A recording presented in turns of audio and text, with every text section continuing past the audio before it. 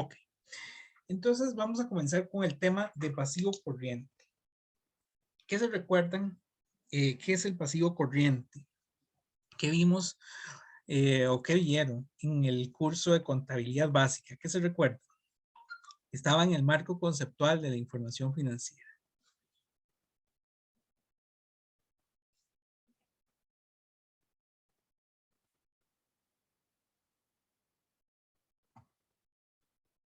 Adelante, Alejandro. Sí. Son obligaciones que se vencen en un año o menos.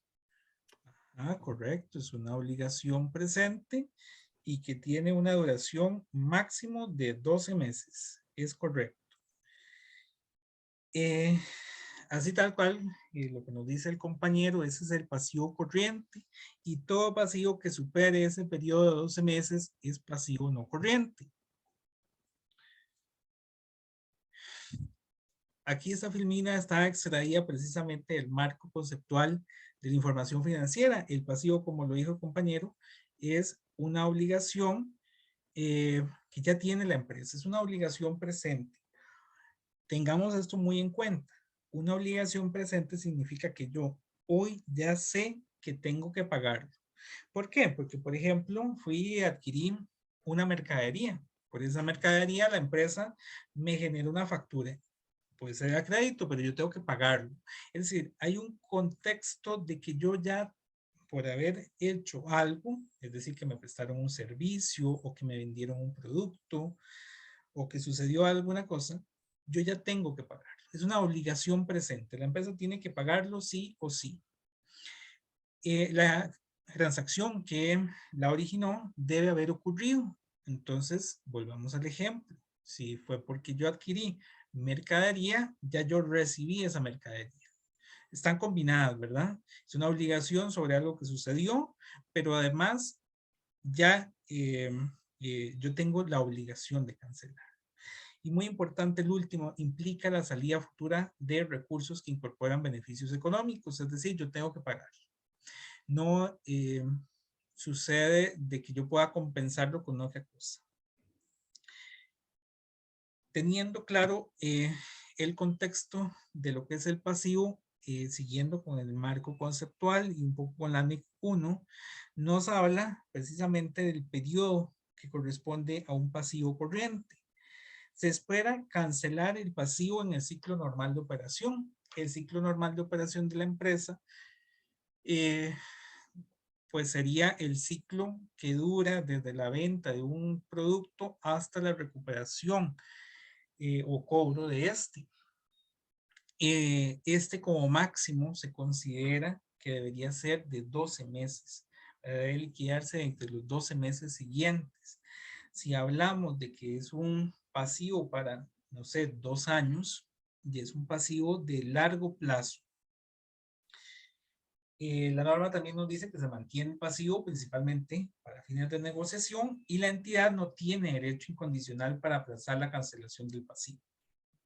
Si hubiera un pasivo que por alguna razón nosotros podemos refinanciarlo, es decir, eh, no sé, una deuda de un año se paga con una deuda de 2 años, esa posibilidad de refinanciarme a un largo plazo extingue un pasivo de corto plazo. Entonces, siempre que no existe esa posibilidad, estaríamos ante un pasivo corriente. Van a haber mayoritariamente dos cuentas de pasivo. Las cuentas por pagar y las cuentas por pagar es las que hemos visto desde el curso de contabilidad básica. Son aquellas que están respaldadas con una factura. Aquí nos dice que es una deuda por la compra de mercadería, suministros o la prestación de un servicio con respaldo de factura. Estas deudas de cuentas por pagar generalmente son las que veíamos en contabilidad básica, que son a 30, 60 o 90 días. Y no son periodos muy extensos y generalmente no devengaban un interés. Simplemente, no sé, al supermercado yo le vendí la mercadería y ellos me van a pagar en 30 días. No me van a pagar más intereses. Ese más intereses se daba en el segundo tipo de clasificación, que son los documentos por pagar. cuando yo adquiero mercaderías o cuando yo pago un servicio o un equipo o alguna cosa, mediante un documento que es un poco más formal que la factura. Tampoco le voy a quitar mérito a la factura, pero aquí estaríamos ante un pagaré, una letra de cambio, una prenda, una hipoteca, que generan un compromiso un poco más grande por parte del deudor y que lo obliga a pagar intereses, generalmente. Bien, no sé si hasta aquí alguna consulta. Todo bien, profe.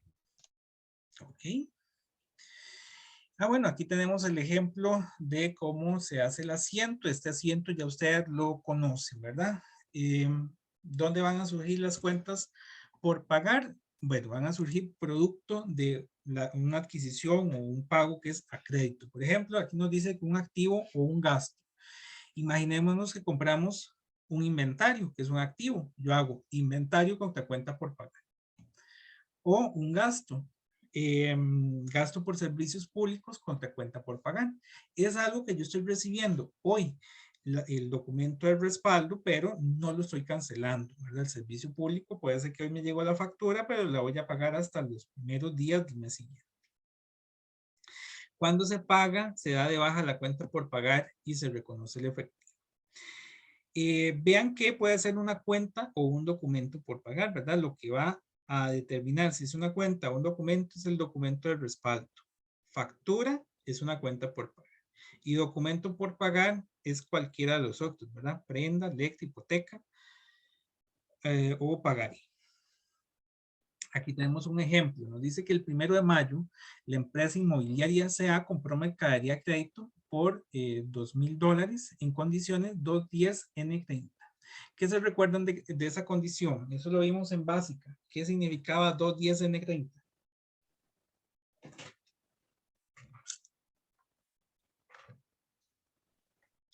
Adelante, Brian.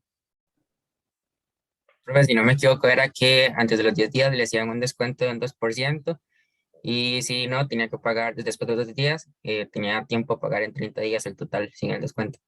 Correcto, exactamente. Aquí esto es un descuento por pronto pago, donde nos dieron máximo 30 días de crédito. Y si yo pago en los primeros 10 días, tengo un 2% de descuento sobre el total de la factura. Muy bien. Un factor aquí, bueno, no importa, dejemos ahí la parte del descuento comercial. Y creo que alguien más levantó la mano. No sé si hay alguien más que nos iba a decir algo.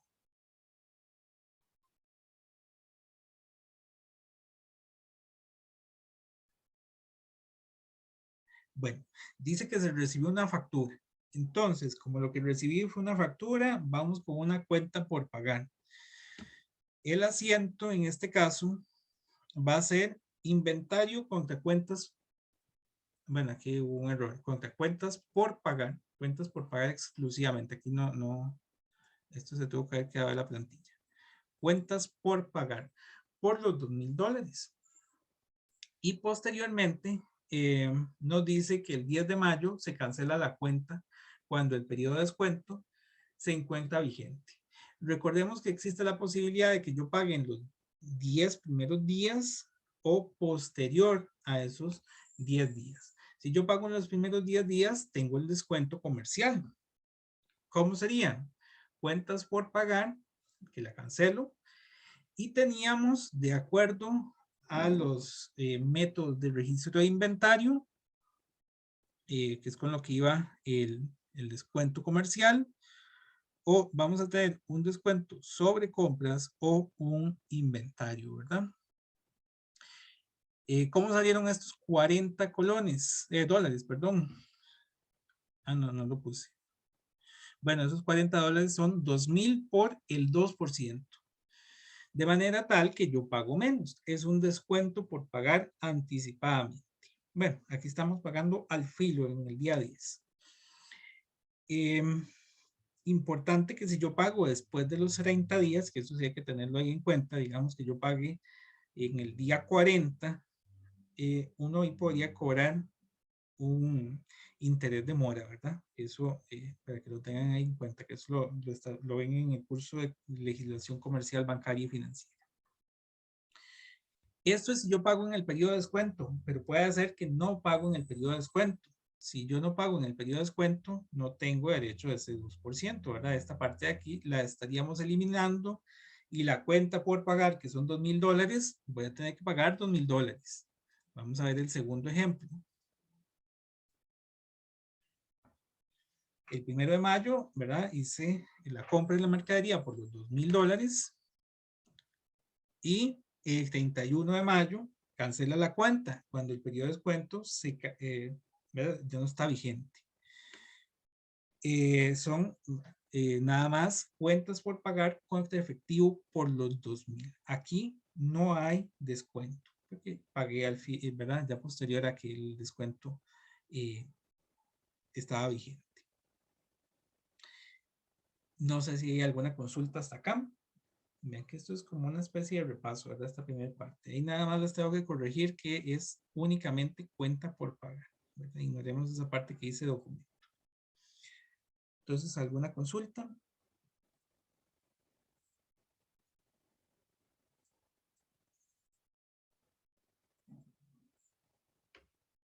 ¿No? Ese era cuentas por pagar. Vamos a documentos por pagar. Los documentos por pagar hay que tener cuidado porque podrían ser de corto o de largo plazo. Es muy extraño ver una cuenta por pagar de largo plazo, ¿verdad? Las facturas comerciales no se generan para cobrar dentro de periodos de años. Generalmente es para cobrar en periodos cortos, 30, 60, 90 días. Periodos más allá tienen un documento un poco más formal. Hipotecas, prendas, letras de cambio. Entonces, los documentos por pagar están respaldados con eso. Pueden ser de corto o de largo plazo. Una hipoteca podría ser de 5 años, pero se puede dar el caso de que haya una hipoteca de, no sé, 9 meses. No es lo común porque esa emisión de documento es un poco más cara, ¿verdad? Hay que ir a un abogado, tiene todos los honorarios correspondientes, es más caro emitir un documento, que por ejemplo sea una factura. Pero bueno, se pueden dar documentos por pagar de corto plazo, aunque el documento por pagar de corto plazo que más se da es la letra de cambio. Paga intereses explícitos o implícitos. Si paga intereses explícitos, la letra de cambio va a decir que se va a pagar un interés, vamos a ver, por decir algo, del 10% anual. En el caso de que me diga que es implícito, va a ser que hoy recibo un dinero, no sé, recibo 800,000 colones y dentro de un año voy a tener que pagar 1,000,000 de colones. Esa diferencia, ese aumento en el valor del documento es el interés implícito. Y ese interés implícito, aquí un poco, lo vamos a registrar de conformidad con la NIF 9, que es lo que nos dice el texto del curso, ¿verdad? Por el método de interés efectivo, es decir, que lo vamos a calcular sobre el saldo de la deuda que está vigente a esa fecha. Y lo vamos a registrar en una cuenta que se llama descuento sobre documentos por pagar. Es implícito, entonces nosotros no sabemos cuánto es la tasa de interés de aquel documento. Solamente sabemos que tengo que pagar la diferencia entre el saldo actual y el saldo futuro. Para esos casos, uno puede calcular la tasa de interés. Cuando lo hacíamos, digamos, a mano, en papel, utilizamos esta fórmula que nos dice que la tasa de interés es igual a la raíz de S, que es el saldo al vencimiento, es decir, el valor futuro del documento. En el denominador, el valor actual, menos 1, y la n de la raíz va a ser el número de periodos. Si es a un año, el número de periodos podríamos hacerlo por mes, 12 meses, va a ser 12. Si es anual, no sé, fuera un documento 5 años, N, vamos a utilizar años, ¿verdad? Ahí pues, vamos a ir jugando con los periodos correspondientes. En el caso del documento por pagar, entonces vamos a tener dos formas de registrar. Uno es si tiene interés explícito y otro es si tiene interés implícito. Si el interés está explícito, vamos a utilizar este modelo. Igual, ¿por qué vamos a generar el documento por pagar? Porque adquirí un activo o porque tengo un gasto que no he podido cancelar. Entonces, al debe vamos a tener el activo o el gasto correspondiente y al pasivo vamos a tener documentos por pagar. Cuando yo cancelo esa cuenta, vean que es diferente al modelo de las cuentas por pagar porque incorporo la cuenta de gasto por intereses. Tengo el pago del documento por pagar, valga la redundancia, el pago del interés y la salida de efectivo. Veamos un ejemplo, el tercer ejemplo. Dice que el 1 de mayo Inmobiliaria S.A. compró una maquinaria a Industrial S.A. a crédito, por lo que se emitió una letra de cambio por $5,000 a 12 meses plazo, la cual devenga un interés del 12% mensual y tiene una cuota mensual de 807,000.18. Bueno, vemos que la garantía es una letra de cambio. Y inmediatamente vemos que es una letra de cambio y sabemos que estamos ante un documento por pagar, ¿verdad? Inicialmente vamos a registrar entonces lo que estoy realizando, una compra de maquinaria, es un activo y fue a crédito entonces contra un documento por pagar. Sabemos, aquí nos lo dice, está claramente identificado que hay una tasa de interés del 12% mensual, es un interés explícito, entonces vamos a tener el asiento maquinaria contra documento por pagar por $5,000. Cuando yo hago el pago, tengo que cancelar lo que corresponda a intereses de los $5,000. Eso ustedes lo estarían viendo, la parte del interés, un poco más a profundidad en el curso de matemática financiera, pero aquí lo vamos a ver un poquitito. También lo vimos en el curso de contabilidad básica, ¿verdad? Que había un apéndice sobre el interés, pero aquí lo vamos a ver un poquitito. El 31 de mayo, Inmobiliaria S.A. cancela la cuota del mes. Nos dicen que la cuota es 807,18. Después vamos a ver cómo se determina esta cuota. Pero yo todos los meses voy a tener que pagar 807,18. Esos 807,18 va a tener dos componentes. Uno, el pago del interés y el segundo es la amortización de la deuda. Todos los meses. Entonces, ¿se recuerdan cómo se calcula el interés? ¿Cómo determinaría cuánto es el interés de un mes? Adelante, Justin. Perdón, había alguien más. Profe, Sí. yo no voy a responder eso, es que me surgió una duda con esto del interés explícito y el interés implícito. Profe, bueno, primero que todo, ¿en qué parte del capítulo se encuentra esto? Porque sinceramente no lo veo. Ok, dame un segundito para ver eso.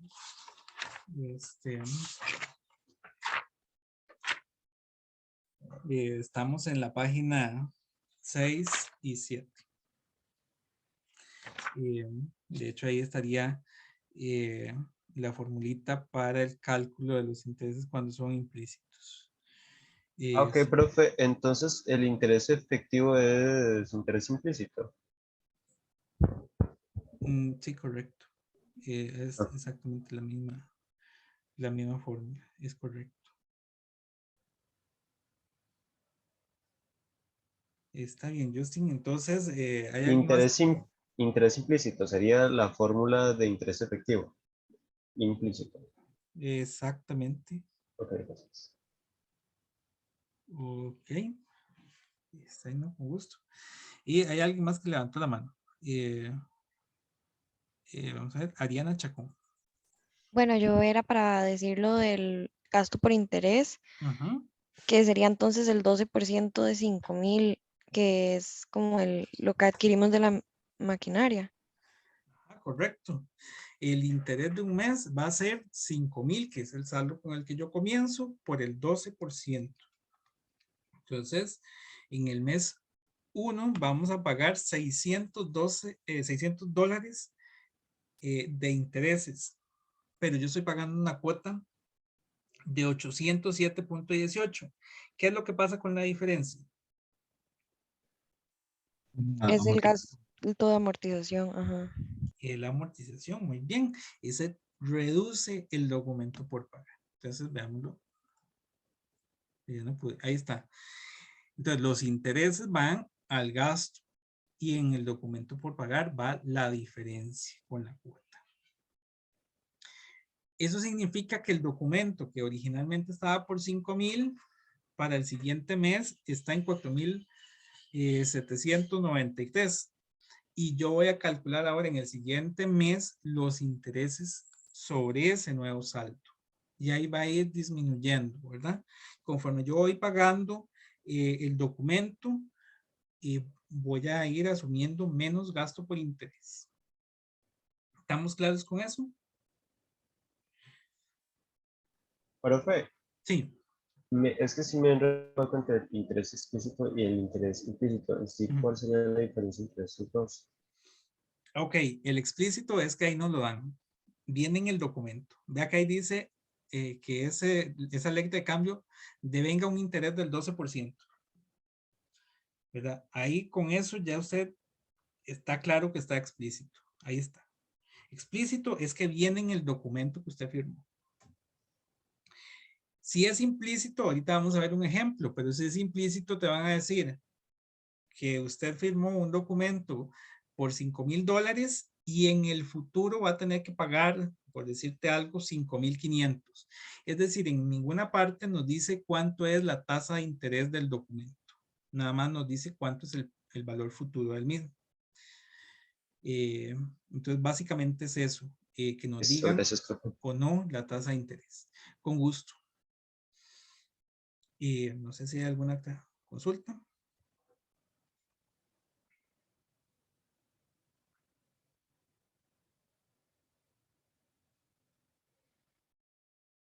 Ok, vamos. Bueno, aquí un segundito que no sé por qué no pasa rápido. Ah, bueno, aquí está. Bueno, cómo se calcularon los $600, que fue lo que nos dijo hace un ratito la compañera, que son los $5,000 por el 12%. Vean, esto que lo vamos a ir desarrollando en los diferentes ejercicios es la tabla de amortización del crédito, que es lo que les decía. Esto ya después vamos a ver cómo se realiza en un Excel. Lo vamos a ir automatizando. Pero nosotros vamos a comenzar la deuda con $5,000. Y el interés siempre va a ser el 12% de 5,000. Bueno, desde el saldo, perdón. En el primer mes, 600 es el 12% de 5,000. Pero para el siguiente mes ya no es ese rubro. Va a ir disminuyendo el interés porque yo ya le pagué 207.18. El siguiente mes es el 12% de 4,792.82, que corresponde a 575.14. Reitero que ese tema ustedes lo ven más en curso de matemática financiera, pero aquí vamos a hacer un repaso de cómo se determina la cuota de un crédito. Esto lo vamos a hacer automáticamente con Excel. La parte del interés, que de acuerdo a la NIF 9, tiene que ser un interés sobre saldos. Entonces, por eso, conforme el saldo vaya disminuyendo, yo voy pagando cada vez menos intereses. Ven que va disminuyendo el interés.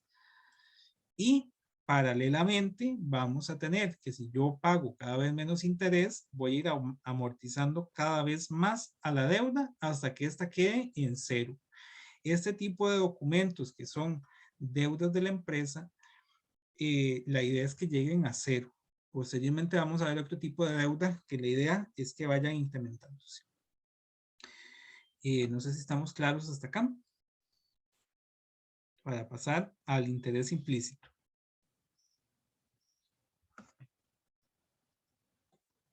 Sí, más o menos. Sí, profe. Ok. Vamos al segundo caso. Ahora, si yo genero el documento por pagar, pero en este no me dan la tasa de interés. Estamos ante un documento que tiene interés implícito. Aquí siempre vamos a tener esta característica que les puse a la izquierda. El monto que yo recibo siempre es menor al monto solicitado. Entonces, yo voy a tener un documento por pagar que es mayor al activo o al gasto. Imaginémonos que yo voy y adquiero una maquinaria que tiene un valor de 4,500, ¿verdad? Reitero aquí, y tengo que pagar un documento por $5,000. La diferencia entre los dos vamos a registrarla en una cuenta que se llama descuento en documento por pagar por los $500. Es simplemente la diferencia. ¿Y qué es esa cuenta de descuento en documento por pagar? El interés que me están cobrando de forma implícita por la transacción. En ningún momento me han hablado de que yo tengo una tasa de interés X sobre el documento, sino que nada más es la diferencia entre los dos rubros, en el actual y el futuro. Sin embargo, ese documento por pagar descontado se va a ir convirtiendo en gasto por interés en nuestros registros contables. Si ven, el asiento al momento de realizar el pago tiene 4 cuentas. Pueden ser 2 asientos que uno va realizando ahí durante el mes, pero tiene 4 cuentas. El documento por pagar se va cancelando. Este se va cancelando aquí. Y el gasto por interés se va conformando por el descuento. Este descuento se cierra acá y se convierte en gasto por interés. Es el gasto por interés en estos casos, ¿verdad? El descuento en un documento por pagar. Vamos a ver el ejemplo.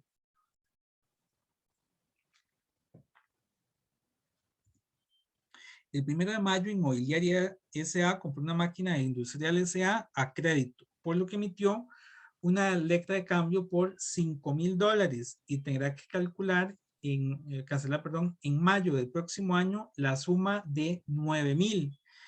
Vean eso. Hoy tengo un monto y bueno, es corto plazo. En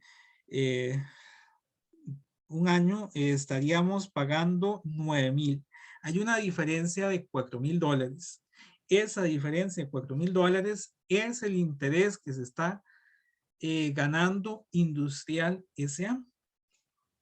Nosotros, ¿cómo lo vamos a registrar? En la cuenta de descuento en documento por pagar. Maquinaria por 5,000, el documento por 9,000 y la diferencia, que es el interés implícito, 4,000. Y regresando a la duda que tenía el compañero Justin hace un rato, vean que en estos casos no nos hablan de una tasa de interés. Yo tendría que calcularla con la fórmula del interés efectivo. Creo que por aquí lo puse. Bueno, se cancela la deuda en un año. Al cancelar la deuda en un año, yo hago documento por pagar contra efectivo. Pero la cuenta del descuento en documento por pagar, tengo que también cancelarla. Aquí hay un elemento importante. Tengo que calcular la tasa de interés implícita y que va a ser, bueno, ya que es un año, un N de 12, un saldo actual de 5,000, saldo futuro de 9,000 y el menos 1 que viene en la fórmula. Esto me va a dar una tasa de interés del 5.02% mensual. Yo podría calcular el interés que voy recibiendo mes a mes. Vean que en el caso del interés implícito es un poco diferente al documento con interés explícito, que era lo que les mencionaba ahora. En estos casos va sumándose. Yo tomo los $5,000 y lo multiplico por la tasa de interés implícita 5.02 y obtengo el gasto por interés del mes 1, que es 251.01. Y vean que cuando es interés implícito yo tengo que írselo sumando al saldo. Se lo voy sumando hasta que lleguemos en el futuro a tener $9,000. Y un segundito para sacar la siguiente. Ahorita. Tengo que ir registrando todos los meses ese aumento. Tengo un registro mensual que es por el gasto por interés. Tendría al debe gasto por intereses y al haber descuento en documento por pagar por el monto de los intereses. ¿Dudas con esto? Vean que es muy parecido, solo que aquí en vez de ir restando, aquí va sumando, porque aquí no hay amortización, aquí es intereses únicamente. ¿Alguna consulta? Todo bien, profe. Ok. Un segundito para ver la hora. Son las 12:43. Bueno, aún me queda un tiempito para hacer el receso. Ok, otro elemento que nos habla el texto es la reclasificación de deuda. Es pasar una parte de la deuda que es de corto plazo a largo plazo. De hecho, consideremos lo siguiente. Si yo tengo una deuda, no sé, a 5 años, esta deuda todos los años va teniendo una porción que es de corto plazo. Hay una porción que yo tengo que pasar de largo plazo a corto plazo. Por ejemplo, tengo un documento, vamos a decir por aquí, de, bueno, no sé, se compró una máquina, supongamos, que tiene un valor de $10,000, es a 5 años. Todos los años yo tengo que ir pasando estos 10,000, la parte que corresponde al corto plazo, porque si bien es cierto, yo tengo 5 años, el plazo de los 12 primeros meses es corto plazo y a partir de ahí los otros 4 años son largo plazo. A grosso modo, porque ya ahorita vamos a ver que nos hace así, estos $10,000 yo tendría que distribuirlos entre los 5 años. En el primer año tengo 2,500, en el segundo 2,500, en el tercero 2,500, en el cuarto 2,500 y en el quinto 2,500. Para el año 1 yo voy a tener como corto plazo únicamente lo que vence en los primeros 12 meses, es decir, 2,500. Y los otros 7,500 son largo plazo. Cuando yo emití el documento, yo hice el activo o el gasto contra el documento por pagar. Pero al momento de ya clasificarlo en el estado financiero, la parte del primer año la reclasificamos con este asiento. Documento por pagar de largo plazo contra una cuenta que se llama porción circulante de la deuda de largo plazo, que corresponde a la porción de un año. Adelante, Ariana. Y nada más, profe, que si son 5 años, no debería ser Son 2,000. 2,000. Ah. Sí, ya lo vi. Muchas Sí. gracias. Sí, muchas gracias. Ahí serían 2,000.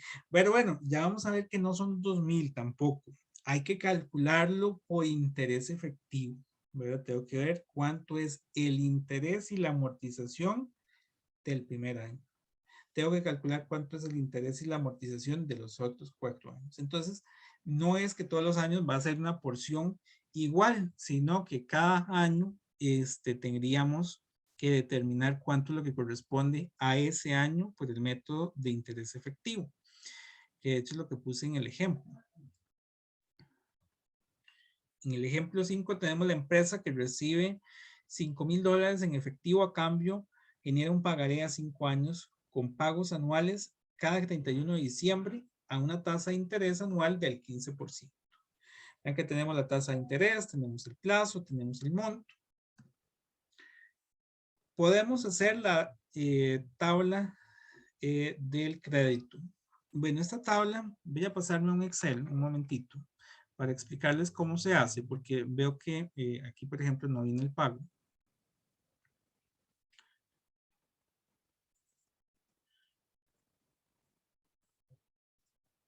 Entonces voy a poner por aquí un Excel.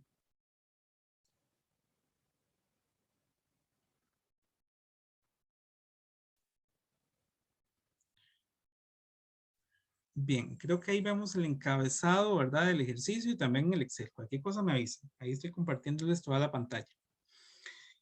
Nos dice que la empresa recibe $5,000 en efectivo, que es el valor actual. Uno podría utilizar una función manual, pero aprovechando que estamos utilizando pues la virtualidad aún. En Excel, uno puede determinar cuánto es el pago mensual de ese crédito, utilizando aquí en las funciones una función que se llama pago. Esta función pago la vamos a tener que utilizar en nuestros ejercicios, entonces para que la vayan probando. En este ejercicio, si yo le doy a aceptar, lo que me va a pedir son estos criterios. Una tasa de interés. La tasa de interés la tengo que poner en función del número de pagos. Si uno es anual, yo tendré que incluir anual. Si es mensual, tendré que convertirlos ahí. En este caso nos dicen que es un pago anual durante 5 años. Entonces puedo utilizar la tasa de interés anual. En tasa voy a poner 15%, que es la tasa de interés anual. Y en número de periodos, la cantidad de años que tiene este crédito, 5 años. En valor actual es lo que me están cobrando, bueno, corresponden en la lecta, perdón, que son $5,000. Y en el futuro, pues yo quiero que esta deuda quede en cero. El resultado que me va a dar esta función pago es el pago que yo tengo que realizar todos los meses. Este es el pago que tengo que hacer durante los 5 años. Para que lo tengamos por ahí, que utilizaremos esta fórmula siempre que nos pidan el pago del crédito, que tengamos que montar esa tabla de amortización. En estos casos ya nos lo han dado, pero nosotros también podríamos perfectamente calcularlo. Si yo tomo los $5,000, que era el valor de ese crédito, y le determino los intereses, que es el 15%, aquí es por la diferencia, igual que lo vimos hace un ratito, entre el pago y los intereses va a ser la amortización, que va a ir disminuyendo el monto del documento original, que es lo que está planteado acá. Ven, así salió esta tabla, así fue como se montó. Todos los años tengo un pago de $1,491.58, que es de hecho el mismo monto que obtuve en el Excel. El interés se determina sobre el saldo, el 15% siempre lo determino sobre el saldo actual, que va a ir disminuyendo en el tiempo conforme yo realizo los pagos, y la diferencia entre el pago y el interés es la amortización que va disminuyendo esa cuenta por pagar. ¿Dudas hasta acá? Con el cálculo. Profe, ¿puede devolverse un momento al Excel, por favor? Sí, claro. Vamos a buscarlo. Ahí está. Sí. Ok, profe, ¿cómo es que le dio el monto de 1,492? Es que a mí me da negativo. Ah, sí, siempre esa fórmula te va a dar negativo. Hay que ponerle porque, a ver, Excel está entendiendo que es un pago, entonces es una salida de dinero, por eso es que lo pone negativo. Yo le puse un menos antes de pago, por aquí. No sé si ahí si se ve chiquitito, pero antes de la función pago le puse menos. Profe, y a mí mi fórmula sale como después del valor futuro 0, agregarle como un 0 o un 1. Y sí, eso es si es anticipado o vencido. El tipo, dices este. Ajá. Anticipado es, no sé, yo lo tengo que pagar, por ejemplo, en este caso, es para 5 años y me están diciendo que es al final de cada año. Eso es vencido, es al final del periodo sobre el que yo tengo el crédito. Si me lo dieran anticipado, yo lo hago al inicio del periodo, es decir, al inicio de cada año, pago el interés. Generalmente aquí vamos a utilizar cero, que es interés al vencimiento del periodo. Entonces, o lo pueden dejar en blanco, ¿verdad? Cualquiera de las dos. Si lo dejan en blanco o ponen cero, va a ser exactamente lo mismo. Y solo en aquellos casos en que nosotros les digamos que hizo el pago del interés al inicio del periodo de forma anticipada, vamos a utilizar el 1. Caso contrario, es nada más el 0. Ok, profe, entonces esos 1.492, ¿qué sería? Digamos, el nombre de ese monto. Eso sería el pago mensual, pago anual, perdón. Eso sería el pago. Ok, ¿y los 750? Esos son los intereses. ¿Y los 145, 41? Es la amortización Ok, y el profe, y otro es el saldo. es el saldo. Ok, listo, gracias. ¿Qué serían los 5.000 menos la amortización? Sí, yo comienzo al inicio del crédito, ¿verdad? Cuando nada más me lo dieron desde el día 1, no sé, ¿verdad? El puro inicio con 5.000. Voy a ponerlo como un periodo cero, digamos así.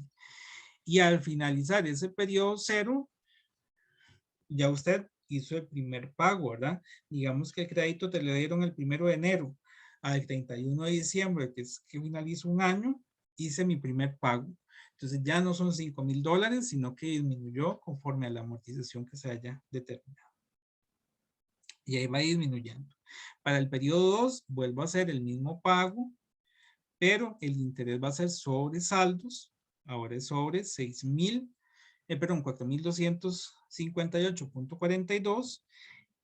Va a ser un poco menos, ¿verdad? Porque el saldo ya disminuyó. La amortización va a ser igual, va a ser el pago menos los intereses, pero al haber menos intereses, yo estoy pagando un poquitito más. Ahora pagué 852 y eso va a ir disminuyendo mi cuenta por pagar. De hecho, yo aquí, como esto está automatizado, yo aquí nada más tendría que jalar las fórmulas. Ahí está. No es necesario ir haciendo uno por uno. Si ustedes lo dejaron bien automatizado, Excel se los va a generar todo automático. No sé si por ahí era la consulta. Sí, profe, gracias. Con gusto. Y ahí también se les va a hacer un toquecito más grande, que yo sé que ese se ve muy chiquitito. Entonces, así surge la tabla de amortización. Pero toda esta tabla de amortización, ¿para qué era? Era para hacer la reclasificación. Vean que esta es una deuda que es a 5 años y yo la parte de un año, esta de aquí, la tengo que reclasificar de largo plazo a corto plazo. Por eso les decía que no simplemente tomar los $5,000 y dividirlo entre los 5 años y decir, bueno, sí, esta es la parte de un año. Realmente la parte de un año es 741.58, es decir, este pedacito de acá, que es lo que se va a pagar en el primer año. Y todo esto de acá es largo plazo. Vamos a verlo en el asiento.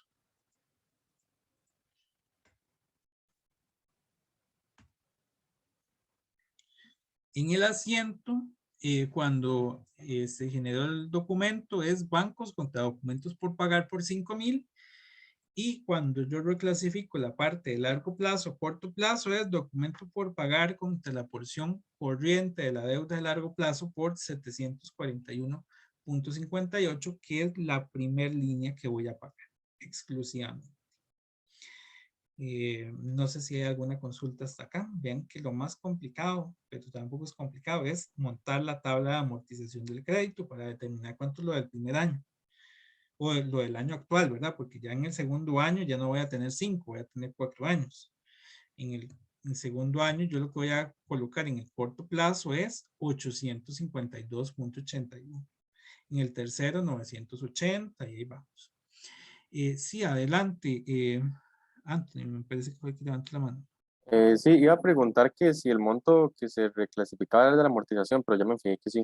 Sí, correcto, es únicamente el de la amortización, porque esa amortización, cuando vamos haciendo el asiento, es la que corresponde a documento por pagar. Ujú. Bien. Y no sé si hay alguna otra consulta. Bueno, vamos aquí unos minutitos más y ya casi hago el receso. Deudas a corto plazo que se esperan refinanciar. Esto les reitero, es cuando yo tengo una deuda que vence este año, pero no tengo suficiente dinero para pagarlo y la institución financiera me permite hacer un nuevo crédito que cancele el crédito anterior y que sea un plazo más largo. Eso es un refinanciamiento, ¿verdad? Es emitir una deuda con un plazo mayor para cancelar una deuda que se está venciendo ahorita. La norma nos dice que nosotros para incluir esa información o hacer ese tipo de reclasificación, solo lo podemos hacer cuando existen estas dos posibilidades. Debe existir la intención de refinanciar la obligación a largo plazo.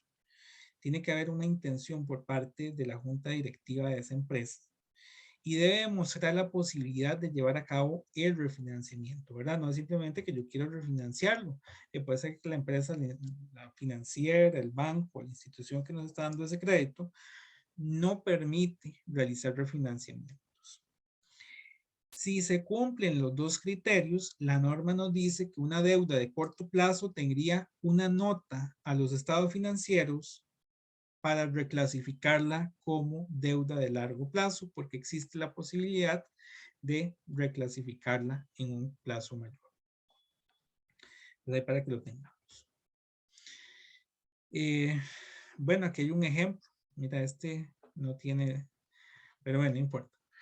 El ejemplo 6 dice que el 1 de enero la empresa ABCSA recibe $5,000. Véanlo ahí, bancos contra documentos por pagar de corto plazo por $5,000 en efectivo garantizados por medio de una letra de cambio que cancela el 31 de diciembre, vean, es un año, entonces es corto plazo, a una tasa de interés del 15%, estamos con un interés explícito del 15%, y dice que el 31 de diciembre la empresa no puede realizar el pago, entonces va a ocupar refinanciarse, por lo que acuerda el pago de los intereses durante 2 años y cancelar la deuda dentro de 2 años. Entonces, ¿qué es lo que pasa? Que esa deuda de corto plazo pasa a deuda de largo plazo. Véanlo aquí. Pasamos de corto plazo a largo plazo. En este ejemplo no nos cobraron nada ni nada. Hay casos que vamos a ver en la antología donde, si bien es cierto, yo tenía hoy la deuda por $5,000, me la refinancian si yo en el futuro pago 6,000, ¿verdad? Porque si no, no habría ganancia. Pero aquí nos dicen que, bueno, lo que nos van a hacer es cobrarnos intereses por 2 años. Entonces, aquí están los intereses del primer año. Gasto por intereses contra bancos. Que estos 750 se determinan como $5,000 por el 15%, ¿verdad? Es un interés efectivo que se calcula sobre el saldo actual del documento por pagar. Básicamente. Vean que es muy parecido al de la reclasificación, ¿verdad? Pasa de corto a largo plazo. Lo que pasa es que aquí no es una porción de la deuda, sino que el saldo completo de la deuda va a largo plazo. Adelante, Uber. Profe, sí, es que yo me quedé con una duda de la diapositiva anterior en lo de la proporción. Vamos a Eso ver. se presenta así en los... Ah, ok. Sí, dame un segundo para ir más allá. Ajá, ahí estamos. Ahora sí. Ajá, esa cuenta de proporción corriente de la deuda a largo plazo, ¿eso se presenta así en los estados o es una cuenta transitoria? No, así se llamaría. Esa cuenta iría en pasivo corriente. Ah, ok. Y Gracias por en aclarar pasivo mi no duda. corriente iría el resto del documento por pagar. Y pues no, Ok. ese es el nombre. Claro, ¿verdad? Ese es el nombre que, digamos, nos propone la metodología XBLR que tiene la NIF. Al final, cada empresa determina el nombre que le va a poner. Puede ser que la empresa no quiera llamarle porción corriente de la deuda de largo plazo, sino que le ponga algún otro nombre, que sea muy parecido, ¿verdad? O que nos induzca a saber qué es la porción corriente de la deuda de largo plazo. Entonces, tal vez por ahí es que no la han visto en algún estado financiero, pero sí, este es el nombre, digamos, más correcto. Ok, muchas gracias, profe. Con gusto. Bien, no sé si hay alguna otra consulta.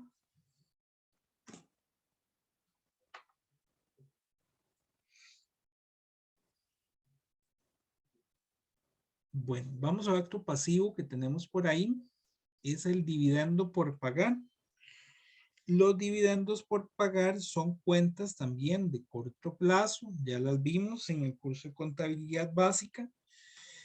No sé qué se recuerdan de lo que eran los dividendos. Bueno, ahí dice, ¿verdad? Bueno, más o menos. ¿Qué era el dividendo?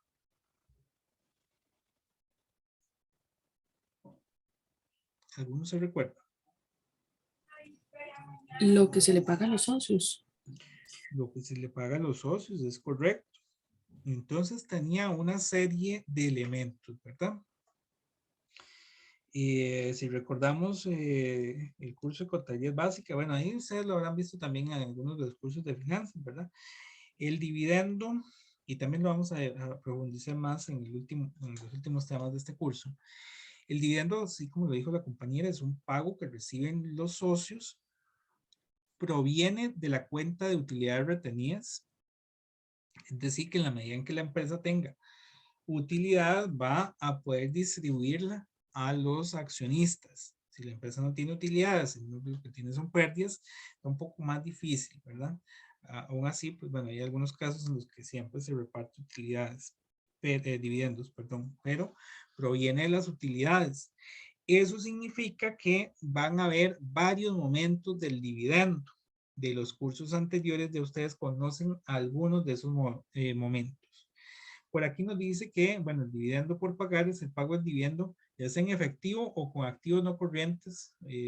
Por ejemplo, está bien, no me pagaron el efectivo, pero me dieron una máquina o me dieron un terreno. Eso es a lo que nos referimos ahí con activos no monetarios. Son pagos en especie, siempre que no haya efectivo de por medio, pero sí me dan algo a cambio del dividendo. El dividendo se registra como pasivo en la fecha en que la administración lo autoriza y se compromete al pago del mismo. Entonces van a ver tres asientos relacionados con el dividendo. Solo dos de ellos competen a lo que es un pasivo. Cuando la administración declara el dividendo, vamos a utilizar la cuenta de dividendos declarados contra dividendos por pagar. Este asiento ya ustedes lo conocen de curso de contabilidad básica. Dividendos declarados es una cuenta de patrimonio que disminuye el patrimonio. Esa cuenta, recordemos que queda eliminada cuando hacemos el estado de cambios en el patrimonio. Ahí es donde se va a ver reflejada esa cuenta como un rubro negativo de las utilidades retenidas. Y el dividendo por pagar, que es el pasivo propiamente, ¿verdad? Y lo vamos a considerar como un pasivo corto plazo, porque la idea del dividendo declarado no es que duremos ahí 5 años para pagarlo, sino que se pague en un plazo de 12 meses, que es lo más común, máximo. Cuando se hace el cierre contable, ustedes hacían este asiento en básica, utilidades retenidas contra el dividendo declarado. El dividendo declarado disminuye las utilidades retenidas que haya a la fecha. Y con esto el dividendo se muere. Vean que el dividendo aquí está al debe y cuando hago el cierre se registra la B, queda en 0. Este dividendo por pagar va a cancelarse hasta que yo entregue el efectivo o el equivalente efectivo, que sería este último asiento. Esa deuda se extingue, los dividendos por pagar contra efectivo o lo que estamos entregando si lo que entrego no es efectivo. Básicamente.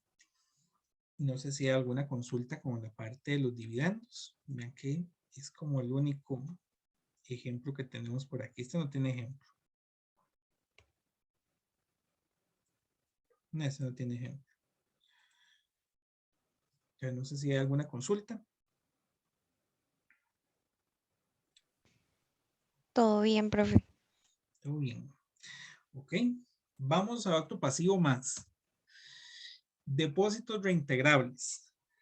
Los depósitos reintegrables son un pasivo que surge cuando yo hago algún tipo de,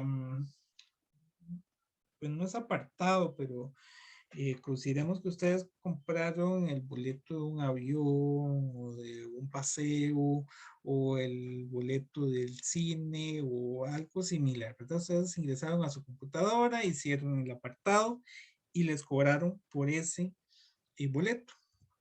Ah, perdón. No, estoy confundiéndolo con el siguiente tema. Estos son depósitos reintegrables. Bueno, los depósitos reintegrables se da mucho en la parte de los alquileres, de algunos servicios públicos, o también cuando, por ejemplo, uno participa en alguna licitación o en algún servicio. El depósito reintegrable es un depósito que me están entregando en caso de que pase algo. Reitero que los casos más comunes en la actualidad, antes estaban por algunos servicios públicos, ahora ya eso se da muy poco, pero en la actualidad se da mucho por el caso de lo que son los alquileres. Entonces, yo voy y alquilo algún local y me piden un depósito. Ese depósito está, un segundo, que presentar al compañero, en el caso de que pase algo. Entonces, si por ejemplo yo les alquilé un local y usted se retira el día de hoy y el local está dañado, ese depósito me va a permitir la restauración del local, del local. Entonces, los depósitos reintegrables tienen dos elementos. Uno, buscan cubrir alguna posibilidad de que algo suceda. También sucede, por ejemplo, en los concursos de algún servicio, ¿verdad? Lo que hace el gobierno. Yo licito para brindarle al gobierno algún servicio, pero para garantizar que yo voy a dar ese servicio, me piden un dinero que se lo dejan de momento hasta que yo cumpla todas mis obligaciones. O cuando yo alquilo una maquinaria, bueno, cuando yo alquilo la máquina o un vehículo, me piden ese depósito previo a la utilización del activo con la finalidad de que si yo daño el activo o si le paso, o al final no lo devolví, de ahí se van a cobrar las reparaciones y mantenimientos del mismo. ¿Cómo funciona? Cuando recibimos el dinero, vamos a llevar una cuenta que se llama depósito de clientes. Pero ojo, ese depósito de clientes posteriormente habrá que devolverlo. Por eso es que se llama reintegrable. Porque si, por ejemplo, era el alquiler de un local y cuando la persona se retira del local, el local está en óptimas condiciones, no le pasó nada y me pagó todos los meses y todo perfecto. Y ese depósito no tengo nada que cobrarle, tengo que devolvérselo al cliente. Y es un depósito que queda pendiente hasta el momento en que, digamos, haya culminado esa obligación por parte del cliente.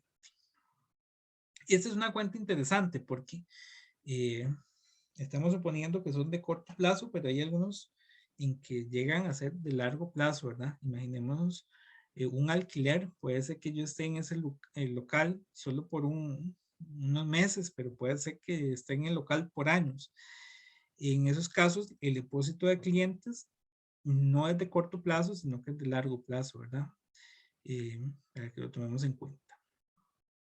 ¿Y qué es lo que pasa en ese momento? Nada más revertimos el asiento, ¿verdad? Este es el asiento original y cuando ya hagamos el pago, si aquí no viene, cuando ya hacemos el pago, nada más es reversar el asiento. También hay servicios que lo cobran, ¿verdad? Servicios de luz, agua, teléfono, que les reitero, ya no es tan común. Antes para abrir una línea telefónica había que hacer ese depósito y allá ahora ya prácticamente que todo eso ha desaparecido. Y no sé si hay alguna consulta con este tipo de registro.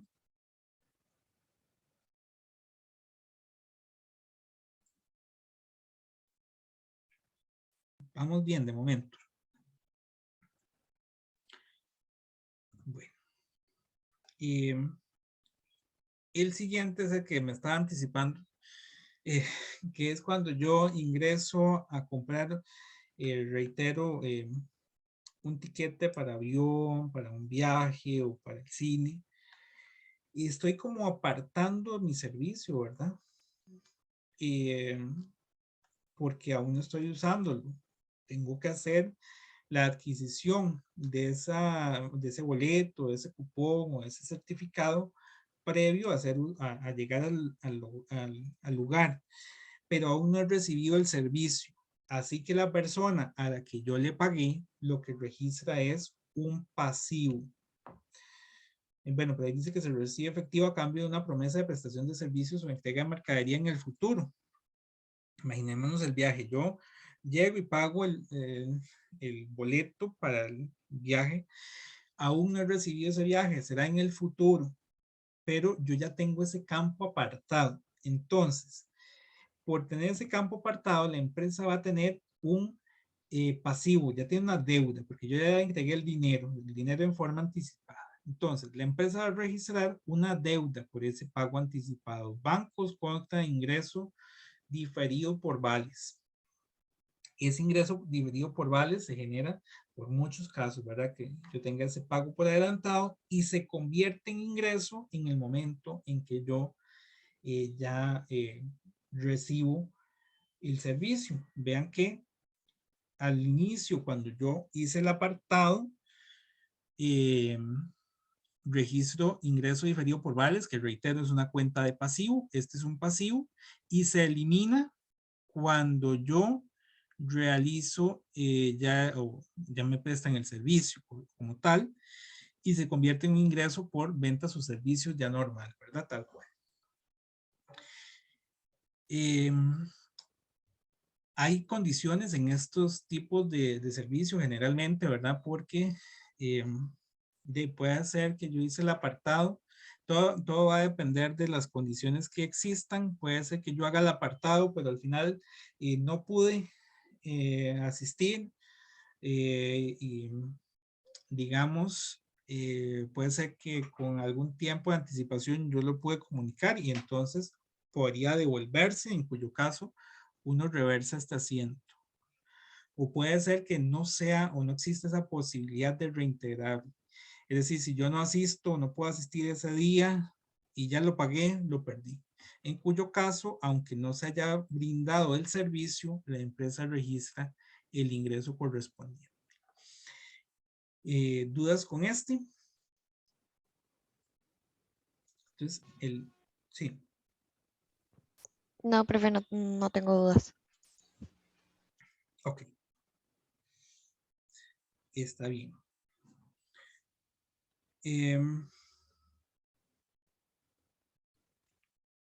Otro que ya ustedes conocen, ustedes lo conocen perfectamente, lo vimos en el curso de contabilidad básica, son los ingresos diferidos. Le gustaba mucho a doña Susana en el curso.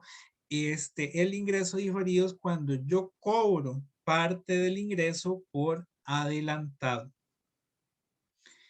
Y cuando un cliente me hace un adelanto, no sé, le voy a brindar un servicio y yo ocupo comprar los materiales para ese servicio. Entonces, el cliente me da por adelantado un dinero para la adquisición de esos materiales. Ese adelanto del cliente es un pasivo, porque me contrataron para hacer algo, me pagaron ya por anticipado, pero yo no he brindado el servicio. Entonces, vean que es muy similar al anterior, no es igual porque aquí está relacionado con un adelanto de un servicio que se va a realizar. El anterior era como un apartado. En estos casos que yo recibo el adelanto también cuando yo recibo el dinero queda como un pasivo. Esta cuenta se llama ingresos diferidos, pero ingresos diferidos son pasivos, es un pasivo, para que no lo confundan con cuentas de ingreso. Y ese pasivo se extingue cuando yo ya brindo el servicio. Yo compré los materiales para brindarle un servicio al cliente, llego, le brindo el servicio al cliente y en ese momento el ingreso diferido desaparece. Vean que lo colocamos al al debe, perdón, y ya con eso se anula. Y registro lo que se haya dado, un ingreso por ventas o un ingreso por servicios, de acuerdo al que corresponda. Aquí también puede darse el caso que al final yo tenga que devolver el dinero, en cuyo caso tendría que reversar el primer asiento, ingreso diferido contra bancos. Otro caso, bueno, hasta ahí quedan estos casos. No sé si hasta aquí hay alguna consulta. Los que me faltan tienen un contexto un poco diferente.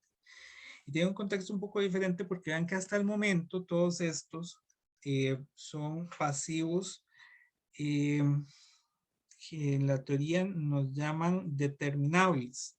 Es decir, existe un documento que me dice claramente cuánto es mi deuda. Hay una factura que me dice por cuánto es el importe de esa cuenta por pagar, o hay una hipoteca que dice cuánto es el importe de la cuenta, del documento por pagar, o está el apartado que dice cuánto es la deuda que tengo con aquel cliente por el servicio que no se le ha brindado o el adelanto. Son determinables porque hay un documento que oficializa el monto. Ahorita vamos a ver otro bloque de pasivos que no tienen esa misma connotación, que son pasivos estimados. Pero voy a hacer aquí una pausa para que podamos ir al receso. Muy bien, entonces les decía que hasta aquí hemos visto pasivos que... Adelante, Nicole. Profe, perdón, es que hay una compañera en sala de espera que se le fue la luz. Aquí en sala de espera. Okay. Será María Celeste. Ok.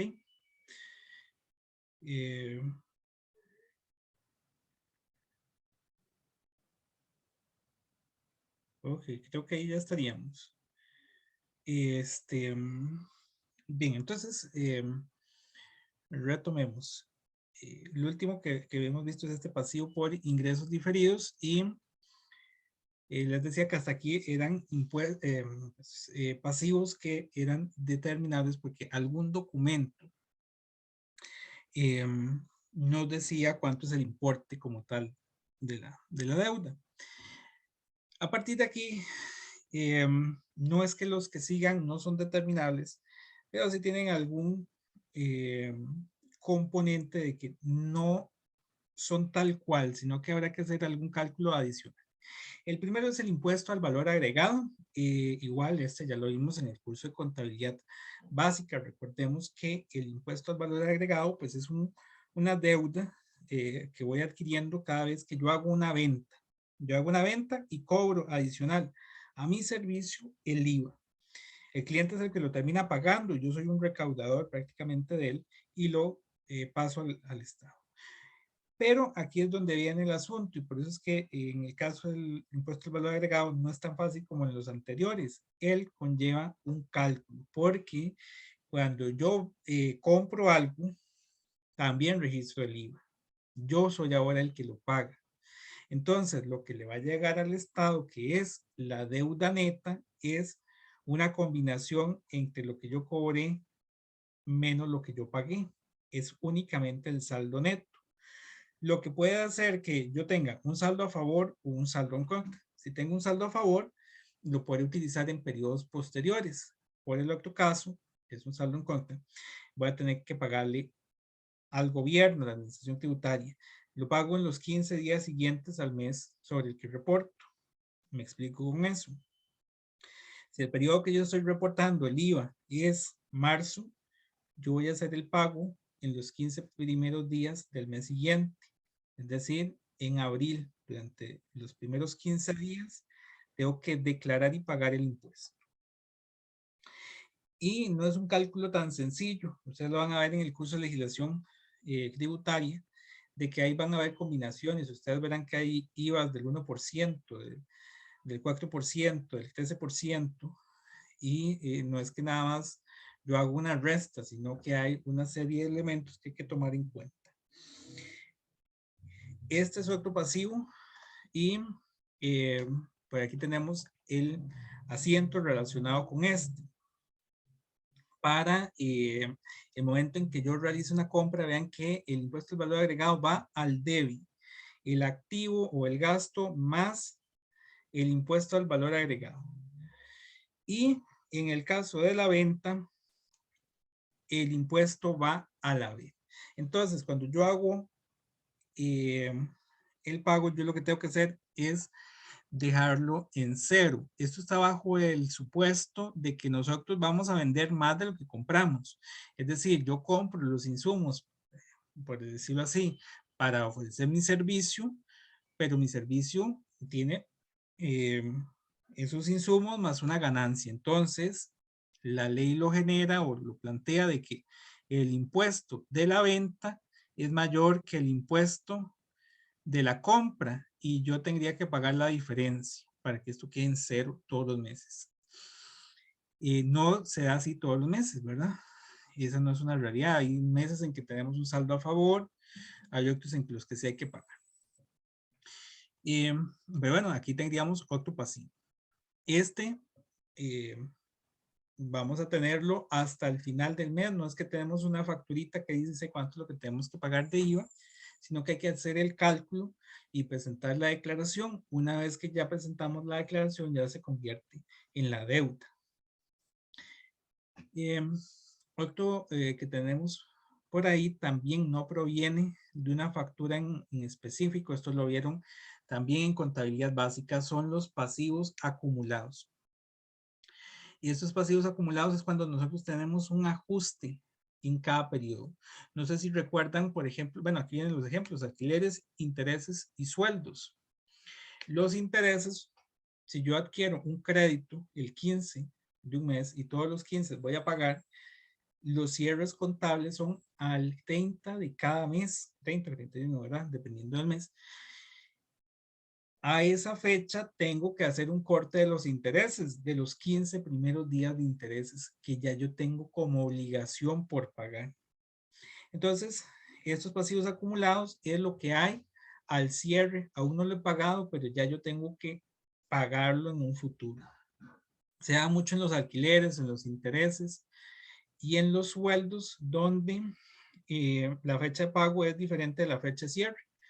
Al 30 bueno, el 31 de marzo, por ejemplo, en este mes, puede ser que haya unos trabajadores que no se les va a cancelar el 31 de marzo, sino que se les va a cancelar hasta la próxima semana. Entonces, el 31 de marzo queda pendiente lo que no les he cancelado para reflejar en el estado de situación financiera la obligación presente de la empresa, pero esta se cancela hasta el futuro. En cada uno de los casos, tendríamos un gasto contra la cuenta por pagar, ¿verdad? El primero, gasto por alquileres contra alquileres por pagar, por la parte de los alquileres que está acumulada a esa fecha. Lo mismo con el gasto por intereses contra intereses por pagar. El tercero, gasto por salarios contra salarios por pagar.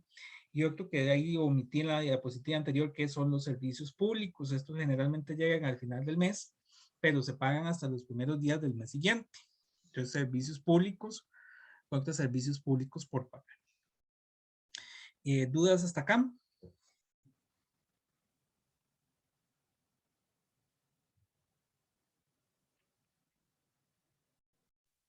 No, profe, todo bien. Ok, está bien.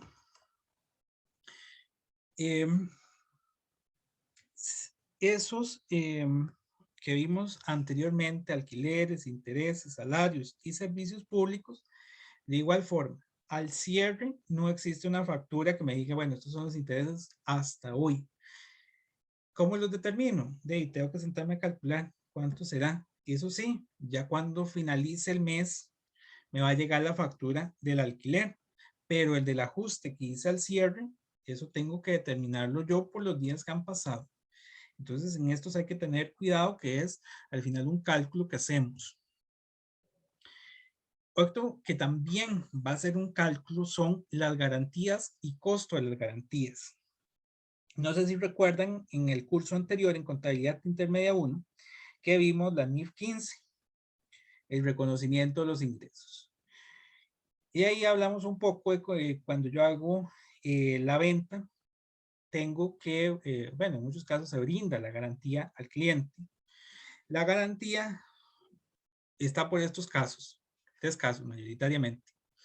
Uno, la corrección de deficiencias en la calidad, cantidad y desempeño del artículo vendido. Entonces, puede ser que por el artículo que yo vendí, de entre todos los que vendí, había uno que estaba dañado o tenía alguna deficiencia.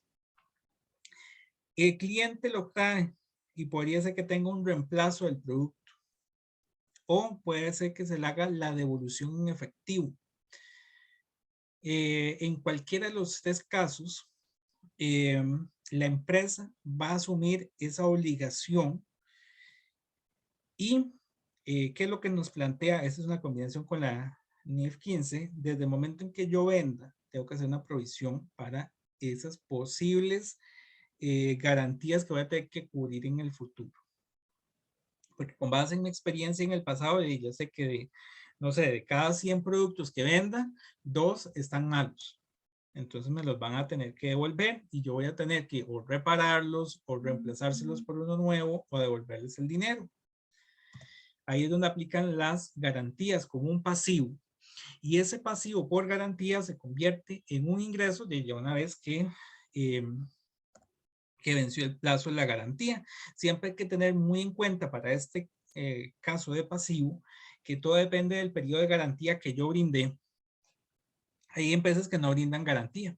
Entonces, en esos casos no hay que preocuparnos, pero eso es una realidad muy cierta. Casi que cualquier producto que compramos en la actualidad tiene alguna garantía. Hay 3 formas de registrar la garantía. Solo 2 de ellas nos llevan a la determinación de un pasivo. El primer tipo es el método de efectivo. En el método de efectivo no conlleva un pasivo, pero lo vamos a ver nada más para que tengan ahí y vean las 3 posibilidades. ¿Qué es el método de efectivo? Yo realizo la venta, ¿verdad? Registro la venta normal. Bancos contra el ingreso por ventas. Normal. Viene un cliente y me hace el reclamo de que el producto venía defectuoso. En ese momento registro un gasto por garantías contra lo que corresponda. No sé, si hay que repararle el producto, será gasto por garantías contra inventario. Si lo que corresponde es que le devolvamos el dinero, gasto por garantías contra efectivo. O bien, si es un nuevo producto, gasto por garantías contra inventario. O una combinación de ellos, porque a veces en la reparación también hay que incurrir en efectivo. Pero vean que no hay un pasivo en ninguna parte, simplemente realizo la venta y posteriormente, cuando ya se da la garantía, registro el gasto por garantías. Ahora, el segundo caso sí tiene una provisión, es el método de acumulación de la garantía como un gasto. En el método de acumulación de la garantía como un gasto, yo voy a hacer 2 transacciones al momento de la venta. La 1, que sería esta, es la venta, ¿verdad? Igual que en el anterior. Llego, hago la venta, bancos contra el ingreso por ventas. Y paralelamente hago una provisión. Gasto por garantías contra provisión para garantías. ¿Qué creen que es esta provisión? ¿Qué se imaginan que sería?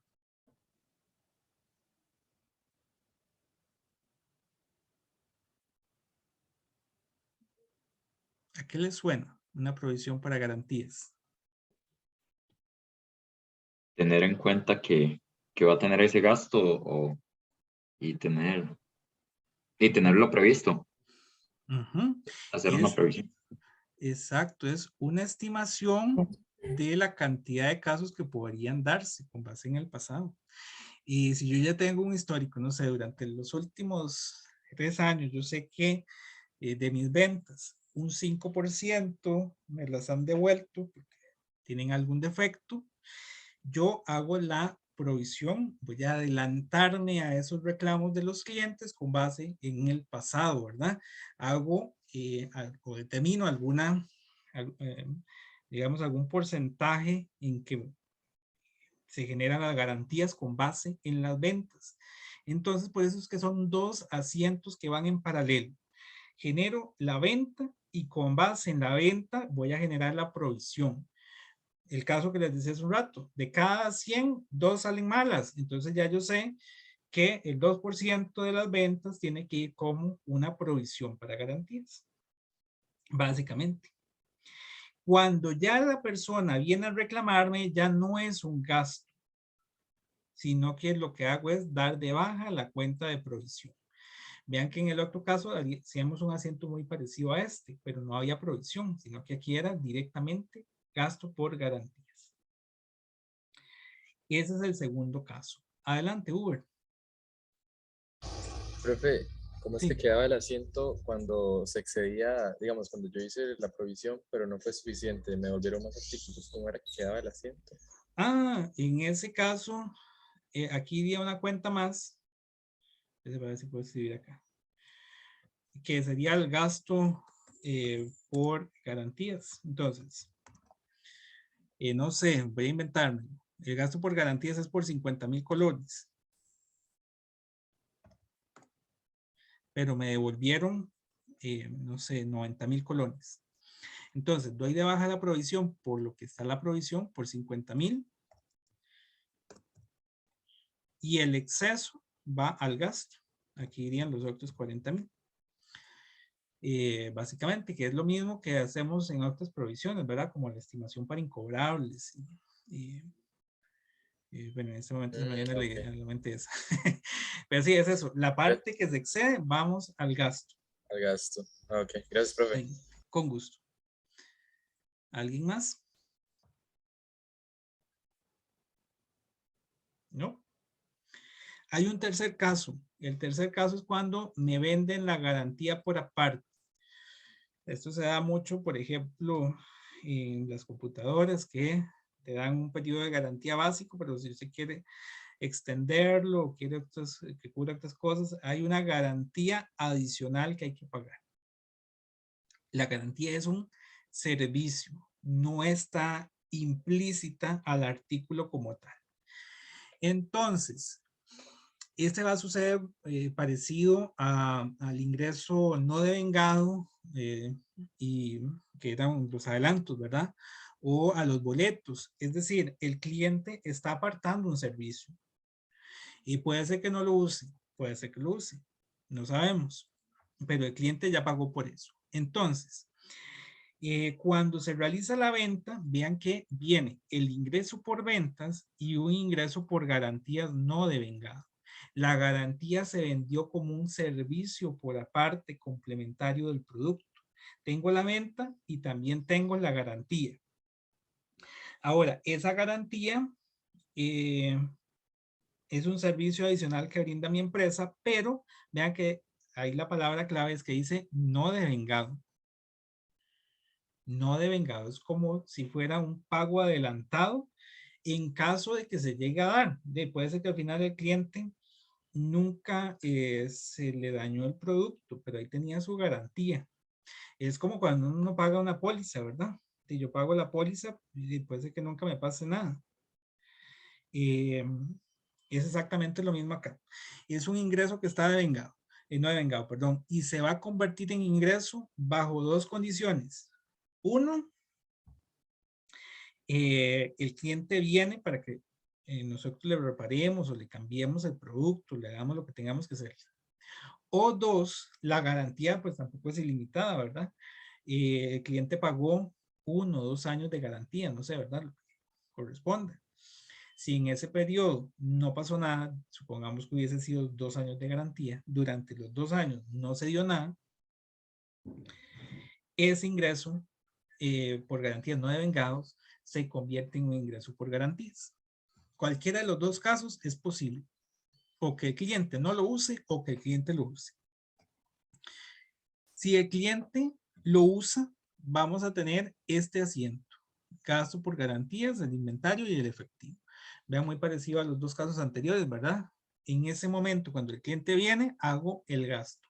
Lo que pasa es que aquí, paralelo a que yo hago el gasto, que es básicamente brindarle el servicio de garantía, registro la garantía no devengada como un ingreso. Estos dos aquí irían de la mano.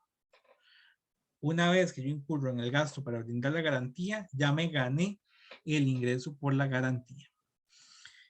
¿Dudas hasta acá con alguno de los tipos de registro de garantías? Vean que estos últimos dos son los que incurren en un pasivo, que es ese ingreso no devengado, y en el otro en una provisión. En el primero no. Hay dos personas que levantaron la mano. Tengo primero a Ana Carolina, perdón. Profe, digamos, ya fuera aquel caso que se utilice la garantía o no se utilice, siempre se hace el tercer asiento. Sí, correcto. En este, ya saca, sí, correcto. Ah, Ese ok. tercero siempre se hace.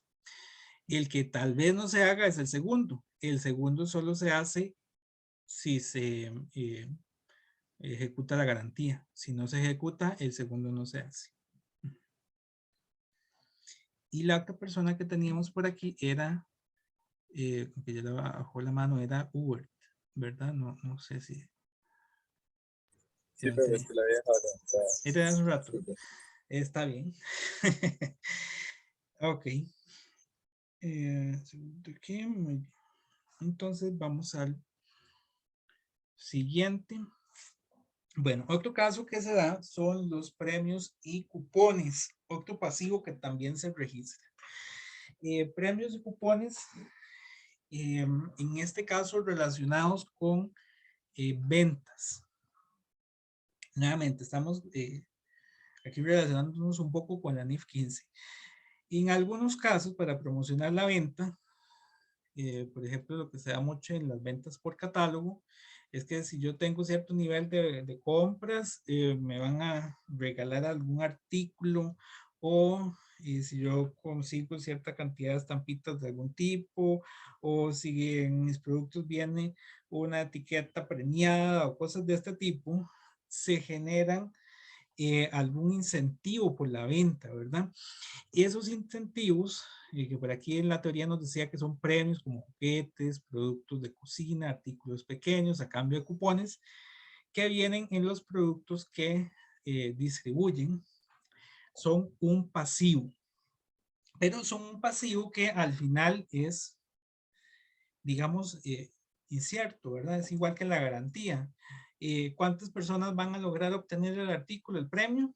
No sabemos. Es una cantidad limitada de premios, por supuesto, ¿verdad?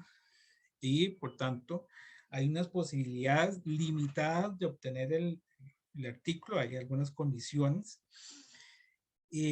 pero nosotros tenemos que igual asumir el pasivo por lo que podría suceder. Es igual que en el caso de la garantía.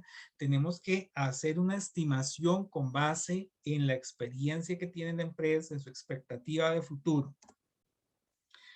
Aquí vamos a tener 3 asientos mayoritariamente. El primero es que, bueno, para hacer el concurso, el premio, o lo que queramos hacer, tenemos que adquirir el inventario de premios. El inventario de premios es un inventario que tenemos que clasificar de forma separada al inventario de mercadería que maneja la empresa normalmente. Este inventario de premios hay que adquirirlo para poder cubrir la necesidad, ¿verdad? Porque en el momento en que alguien se gane el premio, habrá que entregarle el premio. Sería muy extraño que alguien se gane el premio y no le entreguemos nada. A nivel de imagen de la empresa no se ve tan bien. Pero ¿qué es lo que hace la empresa? Uno, adquirir el inventario, por supuesto, ¿verdad? Esto sería lo primero. Pero nuevamente, de forma paralela, con base en los términos en los que generó ese concurso, va a saber cuánto podría ser el gasto en que incurra para los premios, que es este 2. Él aprovisiona los premios. Vamos a hacer un gasto por premios contra una provisión por premios, que es por los posibles premios que alguien venga a cambiar. Está limitado porque cuando yo hice el inventario para premios, de no sé, adquirí 5 premios. Yo voy a provisionar con base a esa capacidad. Lo máximo que podrían ganarse son 5 premios. Habría que ver cuáles son las condiciones, ¿verdad? Ese gasto por premios es entonces la estimación que estamos haciendo con respecto a lo que el cliente va a obtener.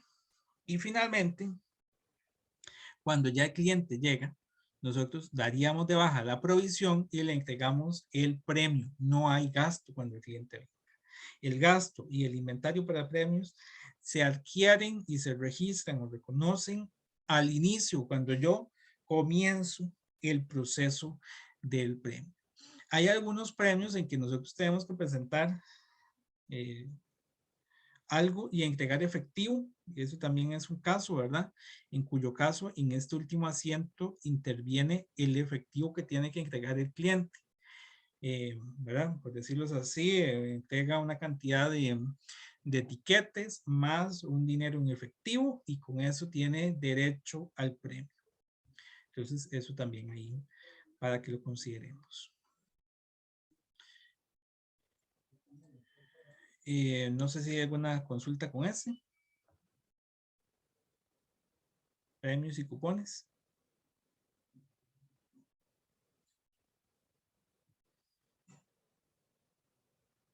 Aquí el pasivo es la provisión, ¿verdad? Bueno.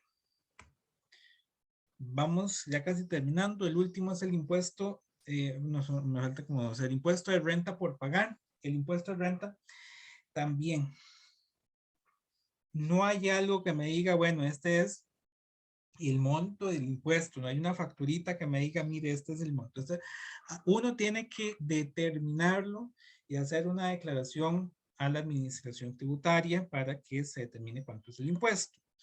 Este lo van a ver en profundidad en otros dos cursos. Uno es en legislación tributaria y el otro es en contabilidad avanzada 2 para los que llevan contabilidad, y ahí lo verán de acuerdo con la NIC 12. Pero al final de cuentas es un pasivo. El método así muy abreviado, nosotros tenemos unos ingresos a los cuales le vamos a restar los gastos y nos va a dar una utilidad antes de impuestos. Importante, así es como lo vimos en contabilidad básica y en el curso de contabilidad intermedia 1, donde nada más tengo los ingresos menos los gastos, me da la utilidad antes del impuesto, le aplicamos un porcentaje y ahí está el impuesto. Pero realmente no todos los gastos que yo tengo a nivel contable son deducibles. Yo tengo que volver a sumar los gastos que no son deducibles. Y tengo que restarle los ingresos que no son gravables. Gastos que no son deducibles. Bueno, por ejemplo, para fines del impuesto de renta yo no puedo deducir el pago de otros impuestos. No puedo deducir los gastos personales de los dueños.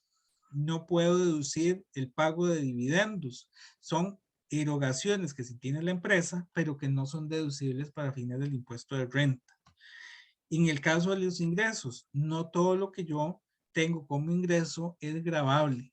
Por ejemplo, si la empresa tiene inversiones y estas inversiones pagan un interés, uno recibe ese interés, el banco, por ejemplo, cuando te paga ese interés, te reduce el impuesto de renta. Entonces, si usted aquí lo vuelve a gravar con el impuesto de renta, estarías pagando 2 veces. Eso ya ustedes lo van a ver un poco más a profundidad en el curso de legislación tributaria, pero entonces uno le quitaría a esa utilidad antes de impuestos los ingresos no gravables y le va a sumar los gastos no deducibles y nos va a dar un término que se llama renta imponible, que es la renta sobre la que se calcula el impuesto. No es necesariamente igual a la utilidad contable. Y ahora sí, aplicamos la tasa del impuesto de renta y nos da el impuesto de renta por pagar. Importante ese impuesto de renta, cambió desde el año 2019, nos queda 2020, perdón, nos queda de esta forma, 2019-2020, fue en esa transición, donde él va a ser por escalas, un poco como el de un profesional liberal.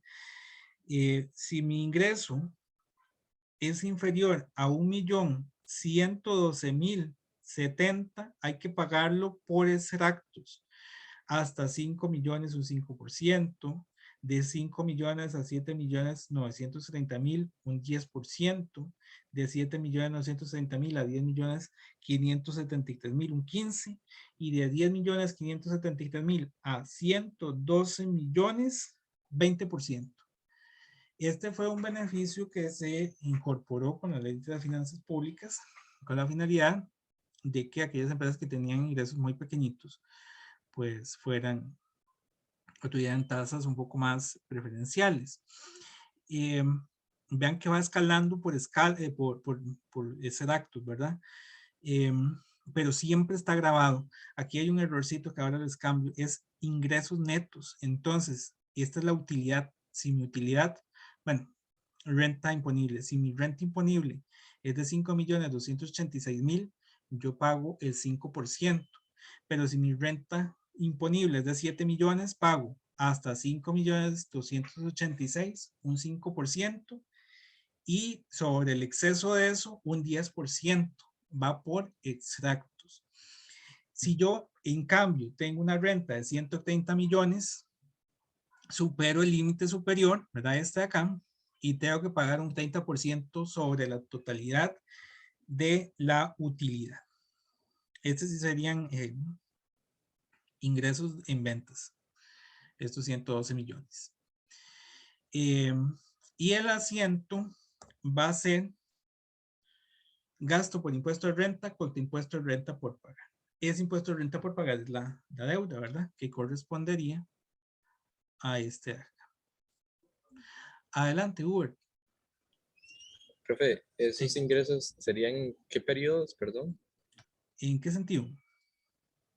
Digamos, anuales, Anual. trimestrales o Anual. anual. Ah, ok.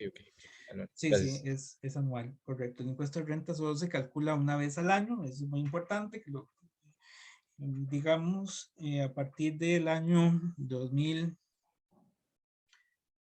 bueno, digamos que el primer año donde estuvo el periodo, así fue el 2021. A partir del periodo 2021, el ciclo contable en Costa Rica va a ser del 1 de enero al 31 de diciembre.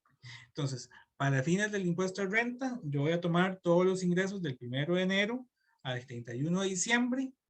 Con ese determino el impuesto de renta por pagar y se paga los 2 meses y medio después.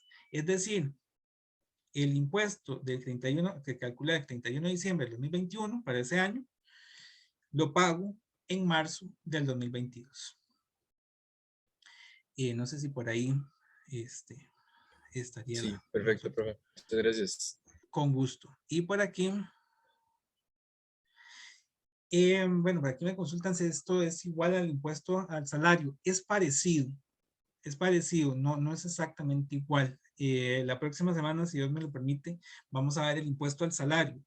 Y hay algunas particularidades, porque el impuesto al salario, a diferencia del impuesto que tienen las empresas, el impuesto al salario tiene un saldo un saldo exento. El impuesto al salario dice que hasta 800, no me acuerdo el monto, voy a inventármelo, 826.000 está exento, y a partir de ahí comienzan a funcionar los extractos.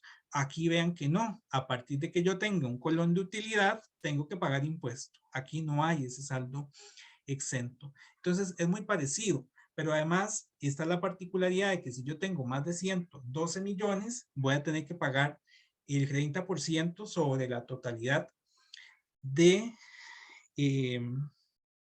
la utilidad, caso que no pasa en el impuesto al salario. En el impuesto al salario, sin importar sin utilidad, sin mi salario, ¿verdad?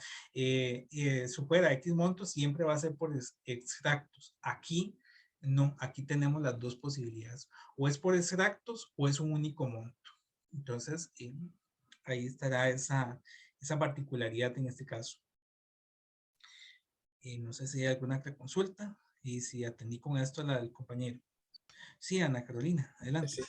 Profe, digamos, por extractos es del 5% al 20% y un único monto es cuando son el 30%.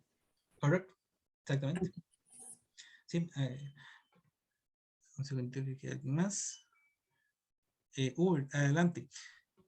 Profe, nada más una última consulta. Es que No entiendo por qué pensaba que era, eso el pago sí se puede hacer como fraccionado, ¿verdad? Porque yo entiendo que se calcula una vez al año, pero los pagos se realizan semestralmente, ¿no? No, estoy equivocado. No. El pago, ya una vez que usted declaró, usted ya tiene el monto, digamos, usted puede declararlo desde el 1 de enero hasta el 15 de marzo y en cualquiera de esos momentos pagar, pero el 15 de marzo ya se vence. Lo que estás viendo son los adelantos de renta. Hacienda, con base en lo que usted declaró de renta en años anteriores, te hace un promedio y te solicita, son obligatorios, adelantos de renta cada 3 meses. En los meses, me parece, junio, septiembre y diciembre. No recuerdo en este momento muy bien. Pero sí me parece, porque vamos a ver, si yo pagué en marzo, sería los 3 meses, sí, es en junio. Y de ahí a los 3 meses, en septiembre y después en diciembre. Entonces yo ya he hecho algunos pagos por adelantado. Cuando yo tengo ya el cálculo del impuesto, yo le puedo rebajar esos adelantos que ya he hecho. Ok, pero claro, gracias, profe. Con gusto. No sé si hay alguna otra consulta. Yo reitero que esto lo van a ver ya con mucho detalle en el curso de legislación tributaria. Entonces, para que no se preocupen. Y ahí verán con mucho detalle cómo se realiza esto. Y el último, que también es un impuesto. Este es el impuesto territorial. El impuesto territorial es un impuesto que se paga por lo que son los terrenos, edificios y las construcciones que tienen. También se paga de forma anual. Este se paga cada 3 meses. Este sí se va pagando durante el año por extractos. Este es con la municipalidad generalmente, ¿verdad? Aquí dice que se cobra en función de una tabla establecida por la entidad encargada de dicho cobro. Entonces, la municipalidad fija esas tarifas. No son todas las municipalidades iguales, ¿verdad? Dependiendo del cantón en que estamos, va a tener unos u otros rubros. Y cubre un periodo del 1 de enero al 31 de diciembre.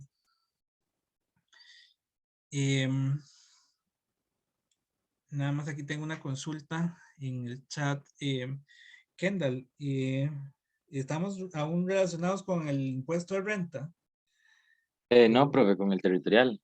Es Con que el creo que en la territorial. MUNI hay una forma de Sí, bueno, en el de renta también hay formas de exonerar los impuestos, aunque sea de forma temporal. En el impuesto territorial también hay formas de exonerarse. O en ambos casos, tal vez no exonerarse, también hay para que este baje en algún porcentaje, que es como una exoneración parcial, no total, pero sí hay formas. Sí, aquí tampoco lo vemos, pero sí hay formas de disminuir ese cobro que le hace la municipalidad. Ahí va a depender de cada institución. Pero sí, sí existen formas, es correcto. Este impuesto territorial, uno puede aprovisionarlo. Vean que esto es muy interesante porque el 1 de enero la municipalidad me va a cobrar o me va a hacer el primer cobro del impuesto territorial de este año. Lo hace cada 3 meses, lo hace el 1 de enero, después el 1 de abril, y ahí va. ¿Qué es lo que pasa? El 1 de enero yo ya sé cuánto es lo que me van a cobrar por cada uno de los diferentes trimestres.